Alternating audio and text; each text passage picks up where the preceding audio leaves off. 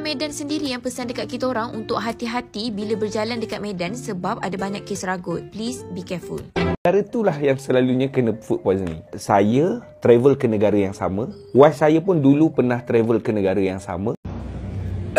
Hari ini, hari terakhir kita berada dekat Yogyakarta. Kita dah berjaya menawan dua puncak yang bagi saya sangat tinggi. Assalamualaikum warahmatullahi wabarakatuh. Apa kabarnya sahabatku semua? Mengejutkan pengalaman pelancong daripada Malaysia ketika datang ke Medan Indonesia. Perlu berhati-hati karena banyak kes ragut. Hingga sampai ada yang mengalami cirit dan demam tiap kali ke Indonesia. Tentunya ini pengalaman yang kurang sangat enak didengar ya, apabila tiba-tiba pelancong Malaysia bercerita tentang di suatu kota Indonesia untuk perlu berhati-hati. Mudah-mudahan sahabat-sahabatku yang melancong ke Indonesia, saya doakan baik-baik saja, tidak mendapatkan pengalaman yang buruk. Apabila mendapatkan pengalaman yang kurang enak atau pengalaman buruk, segera membuat video viralkan. Nggak apa-apa, berikan kritikan supaya kita berbenah. Dan kenapa sih sampai bisa seperti ini? Benarkah ketika melancong ke Indonesia akan mendapat pengalaman yang kurang enak? Langsung kita simak videonya bersama-sama. Sekali lagi, video ini sebagai bentuk informasi supaya sahabat-sahabatku juga saling mengetahui satu sama lain. Dan tetap berhati-hati ketika berkunjung di negara manapun. Pastikan barang-barang berharga sahabatku semua dijaga sebaik-baik mungkin. Langsung kita simak videonya. Orang Medan sendiri yang pesan dekat kita orang untuk hati-hati bila berjalan dekat Medan sebab ada banyak kes ragut. Please be careful. Perlu berhati-hati. Hari terakhir dekat Medan memang kita orang fokus untuk cari souvenir untuk bawa balik Malaysia. Mula-mula kita orang singgah ke Bika Ambon Rika and then kita orang singgah dekat Bolu Meranti. Tapi Bolu Meranti kita orang tak beli apa-apa pun sebab tiba-tiba kita orang nampak dekat opposite kedai ni Lapis Durian Medan. Memandangkan I suka durian, so I pergilah masuk dekat Lapis Durian Medan ni dan beli beberapa kek lah untuk bawa balik. So I beli original dan juga brownies durian. Rasa dia sedap lah. Yang original punya sedap. Yang brownies punya rasa kek coklat biasa je. Lepas tu kita orang minta supir untuk dropkan kita orang dekat mall, tapi I tak ingat ni mall apa sebab kita orang nak cari kenangan kopi dan juga kita orang nak cari bag sebab bag I tak muat, luggage I memang tak muat weh, so I kena beli extra bag. Lepas tu kita orang pergi Medan Central Market untuk beli baju, tapi sebelum tu kita orang ada singgah satu kedai batik ni, tapi I tak ingat nama dia apa. Tapi dekat Central Market ni memang besar gila dan korang memang kena explore dari kedai ke kedai, dan kalau boleh korang pergilah building sebelah sebab building sebelah pun banyak lagi yang cantik-cantik dan murah. Tolonglah prepare cash banyak-banyak sebab korang akan rambang mata tau. Ikutkan plan asal, kita orang nak lunch dekat Simpang Tiga Rasa tak silap I, tapi last minute kita orang tukar plan. Kita orang cakap dekat supir, hari tolong bawa kita orang pergi kedai nasi padang yang ramai lokal dekat situ. Kita orang nak rasa. Kat sini ada macam-macam lauk korang boleh pilih. I pilih kikil. Kikil tu belulang. Tahu tak belulang tu apa? Belulang tu kulit lembu. Oh, macam tu. Penyek kan? Wow. So macam itulah supir kita orang ajar kita orang cara makan. Korang kena penyekkan nasi dulu baru buka. Dia macam nasi kandar. Lepas tu supir suruh I record dari luar sebab nak tunjuk betapa ramainya Grab food dekat sini, menandakan kedai ni sedap. Nama dia Pondok Goreng. Dah kenyang, dah singgah ke Indomaret buat kali terakhir, kita orang pun geraklah ke airport. Hari. Thank you. No, semua lari masuk. Alhamdulillah. Waktu nak berpisah ni I macam sedih gila weh sebab I rasa macam banyak gila kenangan I dekat sini, and supir kita orang baik gila and dia ikut je kita orang nak pergi mana. Kalau korang nak nombor Harry, nanti korang PM I, nanti I share, okay? Ataupun korang boleh follow TikTok dia. Kejap korang, I lupa nak share dekat korang dekat mana I pergi breakfast hari terakhir tu. I tak ingat nama kedai dia apa weh, tapi kita orang makan nasi macam gini lah, macam soto. Dia sedap gila, dia pedas, tapi I tak ingat nama apa. Ini pun supir yang suggestkan sebab kita orang suruh bawa ke tempat lokal. Memang best. Alhamdulillah mbaknya, selamat tidak mengalami pengalaman apa-apa. Happy enjoy selama liburan di Medan. Dan semoga sahabat-sahabatku yang daripada Malaysia ketika liburan ke Indonesia selalu mendapatkan pengalaman yang positif. Karena kita negara yang bertetangga, kalau ada kurang kenyamanan silakan diungkapkan saja sahabatku semua. Dekat dalam ferry dah ada simbol no smoking. So kalau nak smoke, kena smoke dekat luar. Tapi orang still smoke dekat dalam ferry. Sebagai orang luar, we cannot say anything and we need to respect people. So kita orang ambil inisiatif lain untuk turun ke bawah dan makan instead of tunggu dekat atas. Mantap, Mbak. Mbaknya daripada Malaysia memberikan contoh Lepas check terbaik. out dari tuk-tuk timbul, kita orang pergi isi angin tayar dulu. And this is my first time I tengok tempat isi angin macam gini. Kami akan bergerak dari Pelabuhan Manido ke Tigari sebab kita orang nak singgah ke Brastagi dulu sebelum kita orang bergerak ke Kota Medan. Ferry kali ni tak sebesar ferry kita orang masuk ke Pulau Samosir hari tu. Tapi view dia tetap on point. Sementara nak tunggu supir settlekan masalah tiket, macam biasa my friends pergi buat investment dekat toilet dulu. Jalan nak ke Brastagi sama je dia punya simpang siur tu dan juga sempit, tapi view dia tak dapat dinafikan, memang cantik. Wow. Lepas tu kita orang ternampak satu tempat untuk ambil gambar ni tau. And kita orang stop dan bayar dalam RM10,000 tak silap I untuk naik basikal yang di atas langit ini. Memang best, cuma takut sikit lah. Memandangkan kita orang belum breakfast, so kita orang nak pergi lunch terus dekat Cindelaras Kaban Jahe. I don't know how to pronounce it, tapi this is the Cindelaras. Dekat sini suasana dia sejuk dan juga makanan dia sedap. I tak tahu kenapa I memang suka Cindelaras. Daripada first day I sampai dekat Medan, sampailah dekat sini. Dekat sini kita orang add on sate udang, cuma sate udang dia lah tak sedap sangat sebab dia macam masin-masin sikit. Tapi overall semua yang lain sedap. Kita akan teruskan perjalanan ke Brastagi dan juga singgah ke Saroniya Cafe. So ni adalah Saroniya Cafe. I tak tahu kenapa tapi I rasa biasa je. Dan makanan dekat sini pun biasa je. Cuma suasana dia yes sejuk tapi biasa je. Lepas tu kita orang pergi pasar buah Brastagi untuk beli buah dan juga shopping sikit. I tak tahu kenapa tapi I rasa baju dekat sini macam murah sikit dari Kota Medan. Kita orang target nak sampai Kota Medan sebelum pukul 6 petang. So kita orang tak dapat singgah banyak tempat pun dekat Brastagi. Just 2 tempat ni sahaja. But I wish to explore more dekat Brastagi. And then kita orang pergi check in dekat M Hotel. M Hotel terletak dekat tengah-tengah Kota Medan dan kita orang suruh supir balik untuk rehat sebab kita orang tak nak keluar mana-mana. Tapi tiba-tiba kita orang rasa macam okay, jom pergi dinner. And kita orang book Grab dekat sini. Kita orang pergi dinner dekat Mi Ayam Kampung Gokil. Dekat sini halal, jangan risau, dan mi ayam dia sedap lah bagi I. Dia rasa macam, I tak tahu nak describe macam mana, tapi rasa dia okay dan sedap. Owner dia cakap Gokil ni maksud dia gila tapi in a good way. Happy enjoy kakak-kakak dari Malaysia atau mbak-mbaknya dari Malaysia ketika liburan di Indonesia. Semoga berpuas hati dan boleh bila-bila kembali lagi berwisata di Indonesia. Sumpah menyesal gila sebab duduk dalam Danau Toba sehari je. Sepatutnya I duduk 2 hari atau 3 hari. Sebab duduk dalam Pulau Samosir 1 hari memang tak cukup weh. Ke Pulau Samosir, Medan, Danau Toba. Ini adalah sambungan daripada previous video hari tu, Medan and Danau Toba trip day 2 part 2. Yay! So let's get into it. Selepas Bukit Sidihon ni, kita orang pergi ke Bukit Holbung. Untuk naik ke Bukit Holbung, kalau korang nak jalan kaki, korang boleh jalan kaki. Tapi kalau korang tak nak, korang ada pilihan untuk naik Gojek. Harga dia dalam RM5,000 ke RM10,000. I tak ingat. Tahap ketakutan tu 50-50 lah. Sebab jalan dia kita nak naik bukit kan. Lepas tu jalan dia bukan mendata tau. So dia macam goyang-goyang sikit. Dekat atas ni memang sejuk weh. And angin dia kuat gila. Okay, now listen to this. Dekat atas. Can you imagine betapa kuatnya angin dekat situ? And bayangkan udara dekat atas tu memang nyaman gila weh. Dari Bukit Holbung korang dah boleh nampak Bukit Sibiabia yang ada patung Jesus. I don't know how to pronounce it. Sibia or Sibea. Dan dekat atas Bukit Holbung ada orang buat drone service tau. So korang boleh je nak guna service tu kalau korang nak. So kita orang ambil yang group punya dalam RM500,000. Dapat 3 video dan 3 gambar. And last minute plan kita orang decide untuk stay lama sikit dekat atas Bukit Holbung. And kita orang cancel pergi Bukit Cinta dan Sibiabia. Lepas tu kita orang singgah kafe dekat dalam Kampung Ulos untuk minum kopi and makan pisang goreng. And the best part dekat Kampung Ulos ni, korang boleh belajar and experience Batak culture sendiri. And dalam video ni, ini adalah rumah orang Batak. Lepas tu kita orang sewa diorang punya baju tradisional RM20,000 sahaja. Okay, dalam video ni nama dia Ulos tau. So kalau kita pakai belah kiri, maksudnya kita masih gadis. Kalau belah kanan, maksudnya kita sudah berkahwin. Since kita orang belum kahwin, so kita orang tukar dari kanan ke kiri. Alright.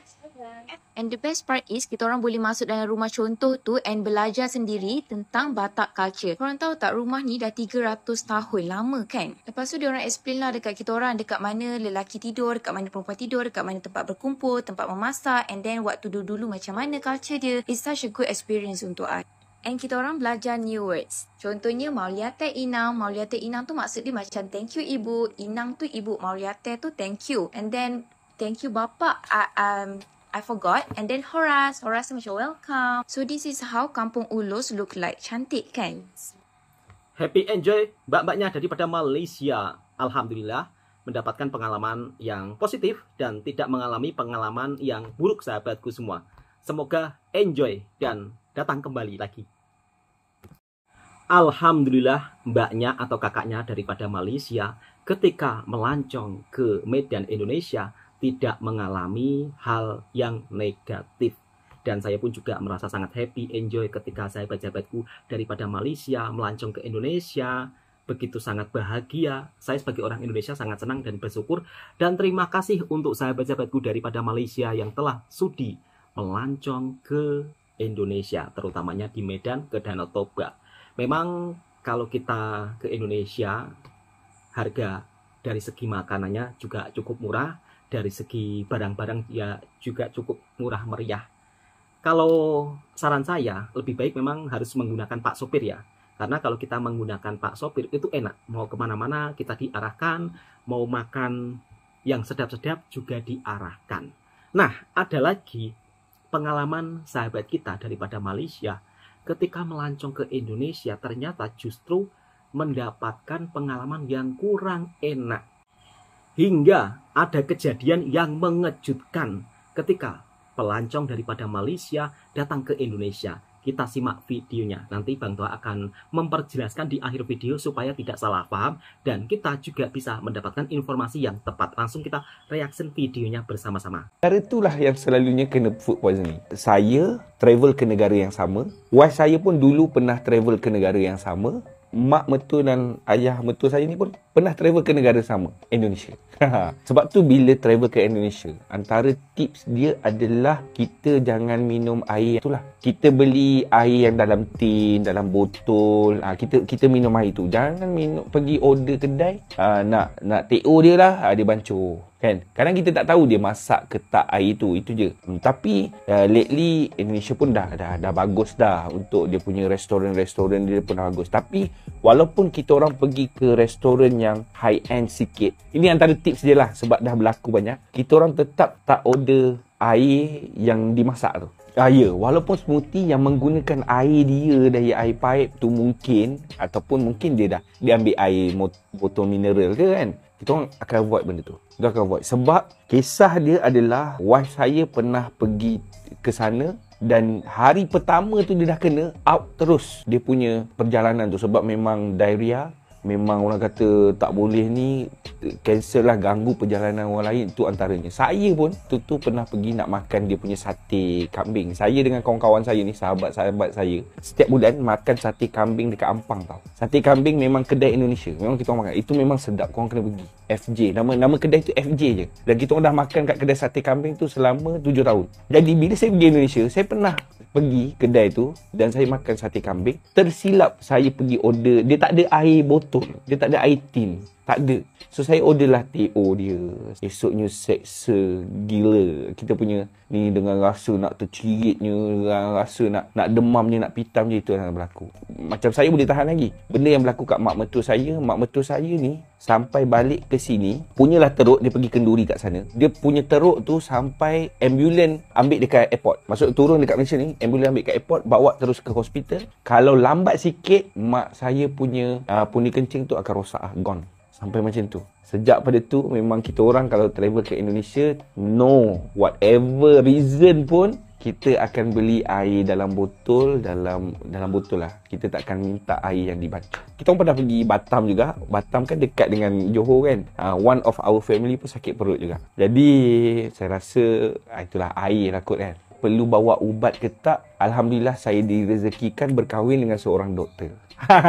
Jadi supply untuk ubat saya tak ada masalah Wife saya kalau bawa ubat, dia boleh buka farmasi guys. Jadi ubat ni sangat penting sebab pernah sekali tu kita orang pergi umrah, ayah sakit belakang, sakit memang sakit pinggang yang terlampau sangat. Nasib baik bawa ubat sebab bila pergi tanya kat farmasi, harga dia bapak mahal, sangat mahal. Jadi sebenarnya kalau kita bawa ubat, kos kita rendah je. Sama juga kalau bawa ubat pergi ke New Zealand ke negara-negara yang you perlu declare, you kena ada list tu. You kena declare benda-benda tu, kena declare. Okey je, ubat ni boleh bawa je kat mana-mana. Okey, kalau cerita pasal teh botol kan, Kita je orang Malaysia suka. Orang dia tak minum teh botol. Kita je yang pergi sana cari teh botol. Serius, saya cakap dengan orang ni. Kita je orang Malaysia yang datang cari teh botol. Dia orang tak minum teh botol tu. Ni antaranya lah. Teh dia tu kadang tak kena rasa. Rempah-rempah tu kalau yang nak makanan sedap yang kena dengan selera, dalam semua part Indonesia yang saya pernah pergi, selalu kalau kita pergi Indon, kita tahu makanan dia kering kan. Tak goreng bakar. Itu je. Lepas tu kering dengan sambalnya, makan dengan nasi kering kan. Tapi beza tau, kalau korang nak travel Indonesia dengan makanan yang sedap, saya cadangkan korang pergi Batam. Dia punya tak lari, rasa dia tak lari. Masakan dia sedap-sedap. Lauk-lauk dia tu lebih kurang kita je, dia punya rasa dia. So, saya pergi Batam tu, experience dia berbeza. Berbanding saya pergi Bandung, makanan tu banyak kering-kering sikit lah. Pengalaman yang kurang enak sahabat kita daripada Malaysia ketika melancong ke Indonesia, sakit perut sampai demam, bahkan sampai harus mendatangkan ambulan untuk menjemput di bandara. Ini perlu berhati-hati sahabatku semua ketika memilih makanan. Jadi saya sarankan untuk sahabat-sahabatku seeloknya mungkin harus mencari di tempat restoran-restoran yang kiranya lebih bersih lah. Sebab kalau salah termakan, misal kata yang nggak terbiasa, yang nggak terbiasa makan di tepi jalan, ini bukan bermaksud makanan di tepi jalan itu semuanya kotor, enggak sahabatku semua. Ini kadang-kadang segelintir ada juga penjual makanan yang tidak memperhatikan dari tahap kebersihannya, ini juga bisa menjadi pemuncaknya. Namun kalau biasanya orang-orang itu sudah terbiasa, misal kata makan di tempat-tempat yang mohon maaf kurang enak, karena mereka sudah terbiasa. Jadi bukan berarti orang yang jual makanan di Indonesia itu yang di tepi jalan makanannya nggak sehat atau bisa menyebabkan sakit perut, itu nggak semuanya. Tetapi perlu diperhatikan dari segi tahap kebersihan sang penjualnya. Dan saya lihat banyak komentar sahabat-sahabat daripada Malaysia, ternyata alhamdulillah ramai yang mendapatkan pengalaman yang positif. Mungkin ini terjadi beberapa orang, pengalaman pribadi mereka yang ketika melancong ke Indonesia sampai sakit perut. Jadi saya sarankan untuk sahabat-sahabatku semua, pilihlah makanan yang kiranya mungkin tempatnya sesuai. Sebenarnya kalau kita mau mencari makanan yang tempatnya sesuai itu banyak. Kemudian dari segi untuk beli minuman, saya sarankan sahabat-sahabatku semua jangan asal-asalan beli minuman di tepi jalan. Jadi harus memperhatikan tahap tempat kebersihannya sang penjualnya. Karena kalau tak terbiasa juga bisa sakit perut. Bukan berarti penjual di Indonesia terus kotor semua, enggak ya sahabatku semua. Ini hanya berbagi tips saja. Nah, kemudian ada salah satu sahabat kita yang datang melancong ke Indonesia juga mendapat pengalaman yang sangat mengejutkan. Seperti apa? Langsung kita simak videonya. Hari ini hari terakhir kita berada dekat Yogyakarta. Kita dah berjaya menawan dua puncak yang sangat, bagi saya sangat tinggi. Pertama, puncak Merbabu selesai dengan amannya, tanpa krem, tanpa pewai. Pewai sikit-sikit lah. Yang kedua, saya jangan ketahui. Yang kedua, kita berjaya mendaki ke Gunung Sumbing. Okey, ketinggian dia lebih tinggi daripada Merbabu, iaitu 3,400 lebih 3,400 lebih. Gunung ni memang saya tak pernah terfikir yang dekat Indonesia gunung ni memang macam gini. Memang rabak juga.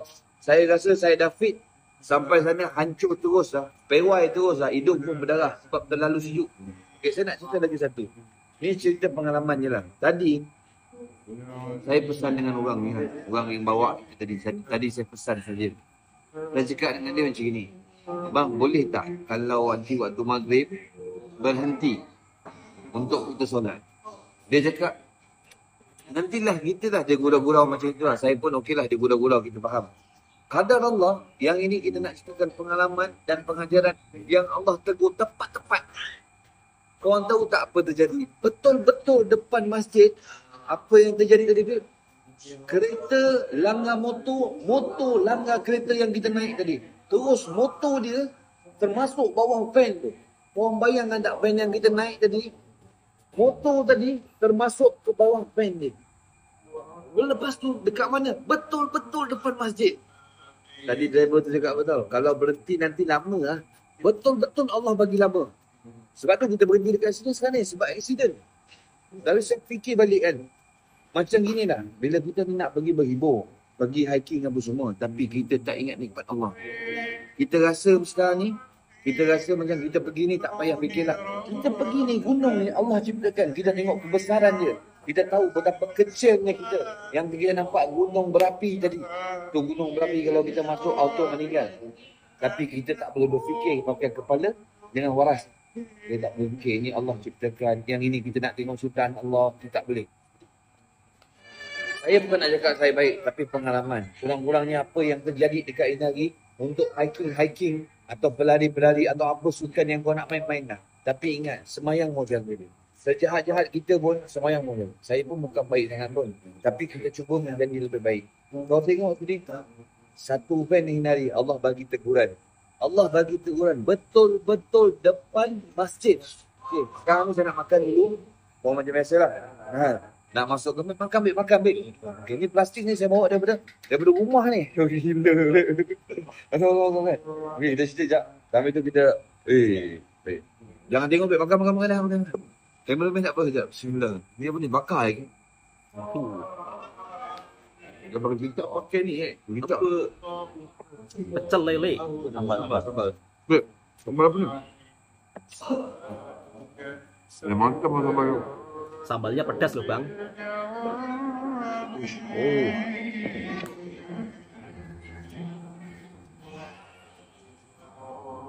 Tuh kan pedas.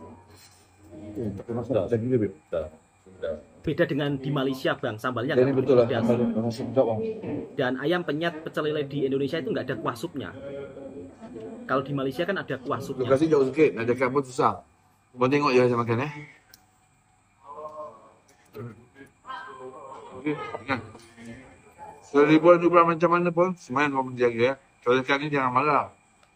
Untuk peringatan diri saya sendiri. Okey, masih semua tengok video saya. Tengok video saya naik motor macam ni, berdekat. Jangan lupa. Follow saya sekali ya. Okay. Balik saya buat. Tiga. Ya. Tahunya goreng, goreng. Masya Allah, siap. Sama lama. Satu. Okey. Nanti kalau ada sajian yang kurang. Buang terus. Okey. Alhamdulillah pengalaman usahawan daripada Malaysia. Untuk sahabat-sahabatku, siapa yang nggak kenal nasi Pakistan Batu Pahat nomor 1, dan beliau berkunjung ke Indonesia mendapat pengalaman yang alhamdulillah selamat. Sebenarnya pengalaman yang kurang enak ya, karena Pak sopirnya itu sebenarnya sudah diajak untuk berhenti, tapi Pak sopirnya mungkin mau mencari tempat yang sesuai lah. Kita berpikir yang ke arah positif, mungkin mau mencari ke tempat sesuai atau mengejar masa, juga tidak tahu ya. Sebab kalau di Indonesia ini kadang-kadang kalau kita lambat sedikit, macetnya atau jamnya itu juga luar biasa. Dan ternyata mengalami insiden yang kurang enak. Alhamdulillah penumpang selamat. Dan dari video ini mungkin sahabat-sahabatku yang sebagai Pak sopir ketika membawa pelancong dari mana-mana negara lah, kalau beragama Islam, di waktu maghrib ini setidaknya segera cepat mencari tempat sholat, musola ataupun masjid. Karena di Indonesia ini untuk mencari masjid itu sebenarnya jaraknya juga begitu dekat. Jadi saya sarankan sahabat-sahabatku yang sebagai bertugas Pak sopir, jangan sampai menunda-nunda, apalagi istilahnya sebentar lagi lah kita cari tempat yang sesuai lah. Jangan, takutnya nanti Allah memberi teguran. Oke, cukup sekian. Mudah-mudahan video ini juga bisa memberikan informasi yang bermanfaat buat sahabatku semua. Jika suka dengan video reaksinya Bang Toha Channel, silahkan tekan tombol merahnya, subscribe, like, komen, dan bagikan ke sahabat Anda semuanya. Assalamualaikum warahmatullahi wabarakatuh.